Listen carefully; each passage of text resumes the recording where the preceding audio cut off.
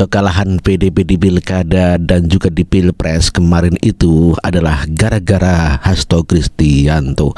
Ya, Hasto Kristianto lah yang harus bertanggung jawab dikarenakan dia adalah Sekjen PDIP, orang kepercayaan Megawati Soekarno Putri. Dan kenapa Hasto harus dipecat? Dan inilah alasan kenapa. Hasto lah penyebab kekalahan PDIP. Mereka ini, Bang, tidak belajar dari kekalahan Pilpres kemarin. Ini bodohnya mereka. Mereka jelekin terus saja Pak Jokowi, Pak Prabowo, dan Mas Gibran. Harusnya mereka berkaca bahwa kunci kekalahan Ganjar ini ya Hasto. Karena dia dan kawan-kawannya sering menarasikan fitnahan, ya kan? Terus merendahkan keluarga Pak Jokowi dan Pak Prabowo juga, gitu loh. Ini kunci kekalahannya di orang-orang kayak Hasto ini. Dia yang meng-create kekalahan Ganjar. Itulah tuduhan ataupun pendapat daripada warga masyarakat yang mengatakan bahwa kekalahan PDIP adalah karena strategi yang dilakukan oleh Hasto Kristianto. Hal senada juga disampaikan oleh M. Kodari, di mana mengatakan bahwa kekalahan PDIP adalah karena Hasto Kristianto. Dan kita dengarkan pernyataan Kodari. Beliau kan bilang bahwa Pak Jokowi itu membakar rumah PDI Perjuangan. Kalau menurut saya yang membakar rumah PDI Perjuangan itu, dengan segala hormat ya, Mas Hasto. Kenapa kalau membakar itu dimaknai sebagai PDI Perjuangan suaranya turun, ya, terutama di tingkat nasional, kemudian pilpresnya kalah. Menurut saya itu karena Mas Hasto sebagai aktor utamanya. Di tempat ini saya pernah mengatakan bahwa seandainya panglima perang pemilunya PDI Perjuangan itu pada tahun 2024 ini adalah Mas Bambang Pacul Halan, saya yakin ceritanya akan sangat-sangat lain dan sangat-sangat berbeda. Polarisasi dan dividen. Nah, saya menganggap Mas Pacul itu adalah orang yang berangkat dari fakta dan data. Beliau adalah tipologi fakta dan data, tim fakta dan data. Tapi kenapa kan gini ya, kita kan tahu ya kalau misalnya banyak perusahaan-perusahaan teknologi gitu misalnya itu harus tutup gulung tikar karena teknologinya nggak bisa adaptif lagi dengan zaman.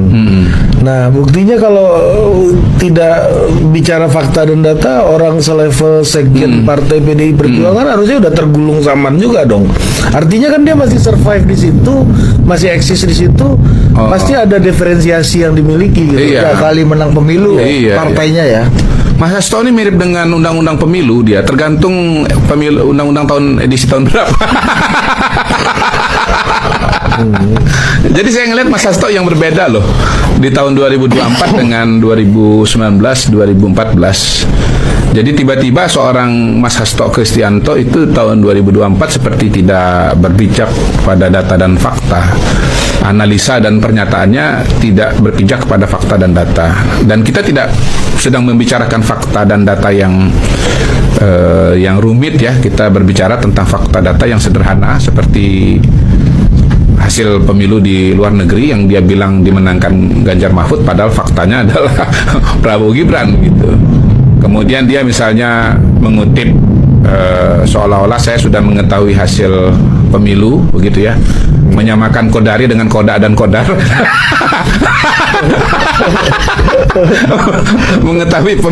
mengetahui hasil Pilpres sebelum pencoblosan, ya itu kan menyamakan Kodari dengan Koda dan Kodar.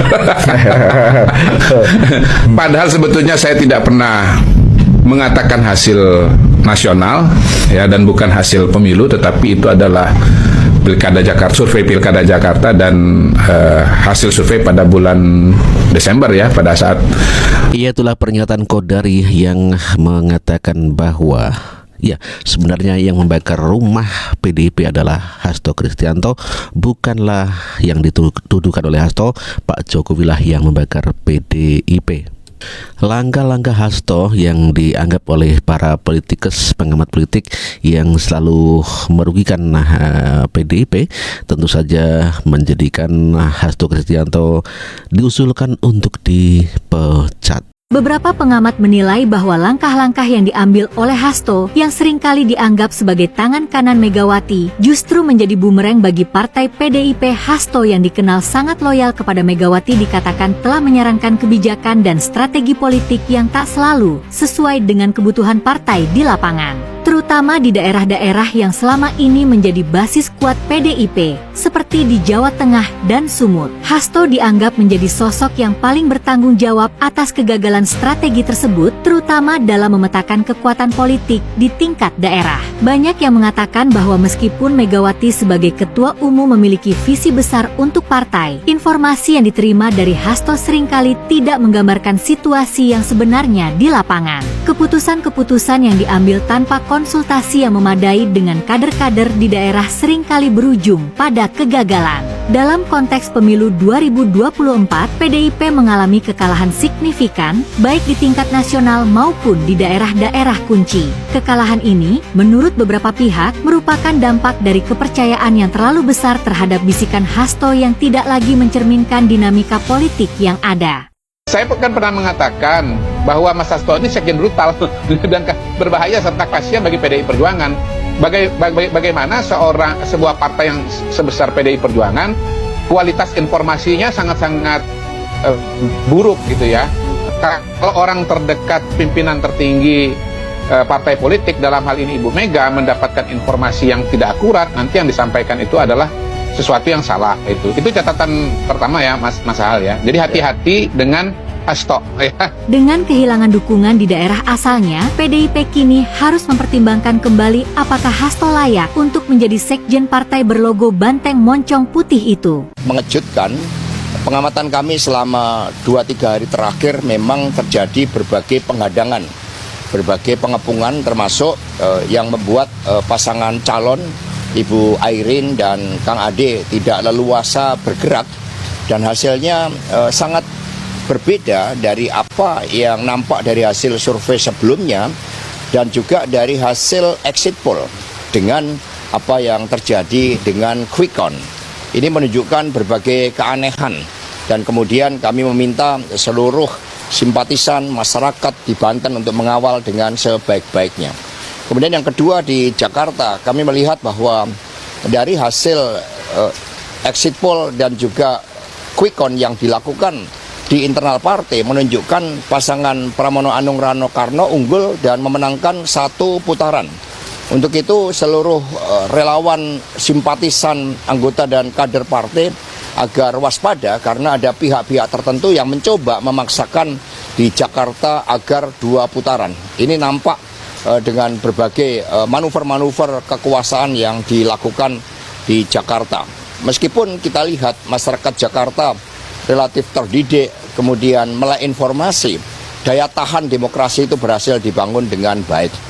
Kemudian yang ketiga, di beberapa wilayah sudah ada laporan seperti Bali berhasil dimenangkan, Sulawesi Utara menang, Kalimantan Barat, NTT menang tipis, kemudian beberapa wilayah seperti Kalteng, Riau itu juga berhasil dimenangkan, di Papua Selatan, di beberapa wilayah Jogja hampir semua dimenangkan oleh PDI Perjuangan. Ini menunjukkan bahwa di wilayah-wilayah yang bukan target operasi itu praktis kami bisa menghadapi berbagai tekanan meskipun sumber daya logistik itu sangat terbatas.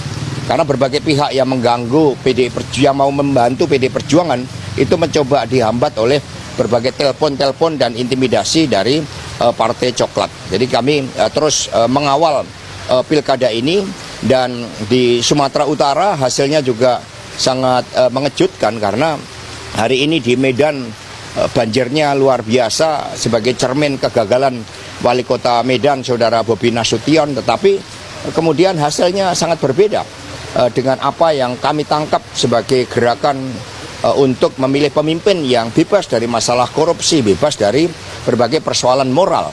Nah, ini juga kami dalami apa yang terjadi di Sumatera Utara. Kemudian di Sulawesi Tengah juga berhasil kami menangkan dengan baik dan kami terus melakukan pemantauan. Kami meminta agar seluruh aparatur negara betul-betul netral karena MK telah mengambil suatu keputusan bahwa aparatur negara yang tidak netral bisa dikenakan tindak pidana. Sejarah akan mencatat bahwa suara rakyat adalah suara Tuhan. Sehingga ketika mencoba dilakukan berbagai penghadangan seperti di Banten, akan terjadi suatu pergerakan rakyat. Inilah yang seharusnya tidak boleh terjadi. Karena suara demokrasi itu membawa suatu hukum yang sangat baik. Bagaimana seorang presiden, satu suara menteri, satu suara tokoh-tokoh nasional itu sama dengan satu suara petani, satu suara buruh, satu suara pedagang kaki lima, dan sebagainya. Untuk itu tetap waspada, kita kawal suara rakyat dengan sebaik-baiknya.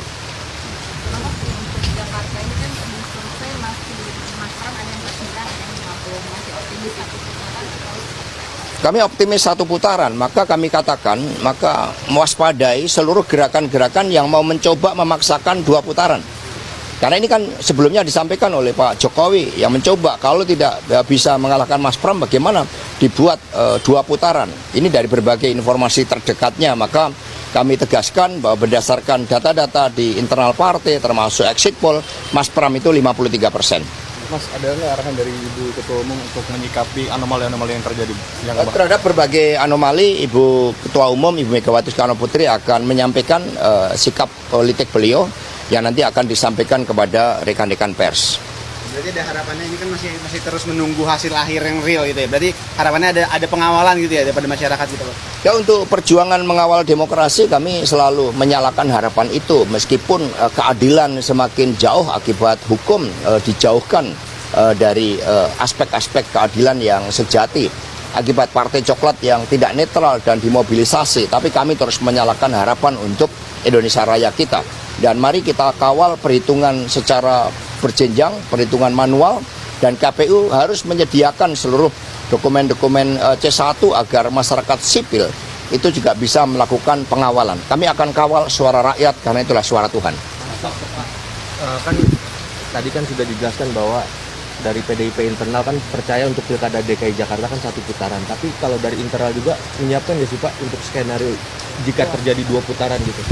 Ya, kita jaga karena skenario dari pihak-pihak yang ingin mendorong 2 putaran itu telah kita dengar sejak Pak Jokowi turun di Jakarta. Hanya skenario ini bisa dipatahkan karena masyarakat Jakarta itu terdidik. Kemudian bergabungnya sosok seperti Mas Anies, Mas Ahok, Bang Yos, Bang Foke itu menunjukkan kepemimpinan Mas Pram yang menyatukan dan bersama dengan kekuatan rakyat mampu menjadi benteng demokrasi, menjaga marwah demokrasi yang ada di Jakarta. Jadi kami tetap meyakini Mas Pram Rano Karno 1 putaran itu kalau fair, itu kalau jujur, dan seluruh simpatisan masyarakat Jakarta mari kita kawal agar ini benar-benar 1 putaran. Tapi reaksi dari Bu Mega sendiri melihatnya kayak gimana sih Mas? Ini kan di daerah kayak daerah besar di Jawa sendiri, di Jabar, Jawa Tengah, Jawa Timur, dan Banten ini kan, dan cahayanya cuma kelihatan ada di Jakarta nih. Di wilayah lainnya di Jawa itu kelihatannya banteng ini di babak belurkan gitu, Mas Hasto. Itu reaksi Bu Mega sebenarnya gimana? Ya, semangat militansi dan perlawanan sebenarnya sangat kuat. Hanya kami kan bagaikan melawan negara. Partai Coklat ini kan mendapatkan sumber dana yang luar biasa. Kalau kita lihat kasus Sambo misalnya, itu kan diindikasikan saudara Roni Talapesi memiliki data-data bagaimana keterlibatan dengan judi online. Mengapa judi online dibiarkan, tidak diberantas sejak ketika kasus Sambo itu muncul? Karena ini digunakan dan disinyalir dana-dana yang begitu besar itu masuk di dalam operasi-operasi politik. Ini yang kemudian harus kita lawan, kita tegakkan. Jadi PD Perjuangan terus berjuang. Pada masa Pak Harto saja kami berani untuk melakukan suatu perjuangan meskipun kantor partai sampai dibakar, sampai diserang, tetapi kebenaran pasti akan menang. Hasto kembali berulah, calon PDIP akan kalah. Barangkali saat ini yang merasakan ketar-ketir, khawatir luar biasa adalah Pramono Anung. Bagaimana sejak awal Pramono Anung memposisikan itu benar-benar berada di tengah-tengah. tidak terlalu ekstrim kanan dan kiri. Beliau mencoba terus menjaga hubungan baik dengan Pak Jokowi. Bahkan Pramono Anung tidak terpancing ketika harus mengomentari Pak Jokowi yang akhirnya mendukung Ridwan Kamil. Pramono Anung tidak langsung menyerang, menjelek-jelekan Pak Jokowi. Tidak seperti halnya Hasto. Saya yakin nih Pramono Anung kalau mungkin boleh protes, boleh marah ya kepada Pak Hasto. Karena saya yakin ya Pramono Anung 10 tahun mendampingi Pak Jokowi, tahu persis bagaimana luar dalamnya Pak Jokowi, baik ketika dalam suasana formal maupun informal, dalam keseharian, dalam kehidupan keluarganya. Tahu, saya yakin bagaimana profil Pak Jokowi, kepribadian Pak Jokowi, karakter Pak Jokowi itu tahu. Dan Pramono Anung menilai Pak Jokowi itu orang baik, sehingga pantang bagi Pramono Anung untuk mengatakan hal-hal yang buruk, negatif terhadap Pak Jokowi. Nah, itu fakta dan kenyataan. Nah, sekarang Hasto kembali membuat ulah blunder, saya boleh mengatakan, yang puncaknya sebenarnya Hasto menuduh Pak Jokowi melakukan kriminalisasi terhadap Anies Baswedan tentang kasus Formula E. Padahal itu sudah dibahas oleh Prof. Mahfud MD, dan masyarakat tahu lebih percaya mana antara Pak Mahfud dan Pak Hasto. Saya yakin lebih percaya Pak Mahfud, karena memang Formula E ada indikasi dari BPK, ada temuan BPK itu bermasalah. Bukan karena faktor Pak Jokowi ingin menghalang-halangi Anies, ingin mengkriminalisasi Anies, bukan. Karena memang itu temuan BPK dan Prof. Mahfud sudah mengatakannya. Jadi ibaratnya celotehan atau nyanyian Hasto itu seperti film yang dulu ketika mau pilpres ya, ada Dirty Vote, dan ini Dirty Vote episode 2, yakni bagaimana mencoba untuk menarasikan hal-hal yang negatif terutama kepada Pak Jokowi. Otomatis nanti harapannya apa yang didukung atau siapa yang didukung oleh Pak Jokowi itu bisa kalah. Nah, tapi masyarakat saya yakin cerdas, tahu yang mana yang akan dipilih. Nah, kita melihat nanti detik-detik terakhir ini masa tenang luar biasa. Bisa ada kejadian-kejadian yang bisa menenggelamkan calon-calon dari PDIP. Misal ini ada berita yang luar biasa, viral. Media massa, media mainstream memberitakan keponakan Megawati jadi tersangka judi online Komdiki. Padahal sebelumnya judi online itu diarahkan kepada Menteri Budiari, statusnya sebagai ketua Projo. Harapannya masyarakat tergiring opini bahwa selama ini apa yang dilakukan oleh Projo itu dibiayai oleh judi online. Narasinya diarahkan ke sana. Nah, sekarang berbalik arah. Justru yang jadi pertanyaan, bagaimana peran dari keponakan Megawati Soekarno Putri ini terhadap Partai Banteng ini? Jangan-jangan judi online ini dengan keuntungan yang sangat-sangat fantastis bisa untuk membiayai kegiatan partai politik. Nah, sekarang narasinya berbalik arah, menyerang PDIP. Ya, begitulah politik. Memang detik-detik terakhir itu selalu menegangkan. Akan ada peristiwa apa lagi, akan ada kejadian apa lagi, akan ada blunder-blunder apa lagi yang bisa langsung menurunkan elektabilitas calon. Nah, ini yang kita sorot adalah calon PDIP, terutama di Jakarta. Pramono Anung berharap betul bahwa dia maju bukan semata-mata karena PDIP. Karena apa? Kalau dia hanya mengandalkan kekuatan atau mesin partai PDIP, pasti kalah.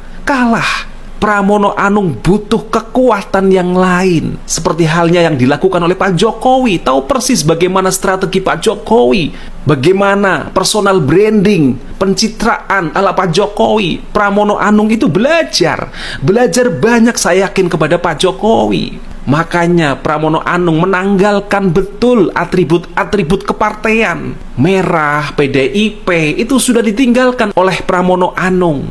Berharap banyak dukungan yang lebih, bukan hanya dari grassroots PDIP. Dan itu sebenarnya berhasil. Tetapi lagi-lagi Hasto berulah, sehingga mau tidak mau gerakan masyarakat anti banteng, anti memilih calon PDIP kembali mencuat.